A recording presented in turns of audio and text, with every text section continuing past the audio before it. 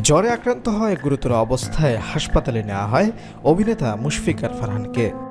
পরের দিন শরীরের অবস্থার অবনতি হলে অভিনেতাকে রাখা হয় নিবিড় পরিচর্যা কেন্দ্রে। সেখানে দিন চারেকের চিকিৎসা নিয়েছেন তিনি।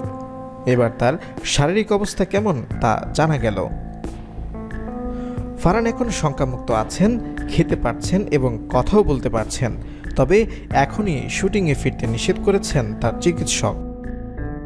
গত শুক্রবার রাত ৯টায় ঢাকার বাইরে শুটিংয়ে যাওয়ার প্রস্তুতি নিচ্ছিলেন অভিনেতা ফারহান। কস্টিউম গোছানোর সময় অসুস্থ হয়ে পড়েন তিনি। পরে রাতেই তাকে ঢাকার একটি বেসরকারি হাসপাতালে ভর্তি করা হয়।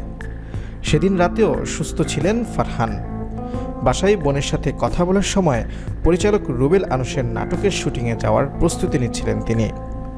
তবে হঠাৎ কথা বলতে বলতেই তিনি বেহুশ হয়ে পড়ে যান। সাথে সাথে তাকে হাসপাতালে নেওয়া হয়।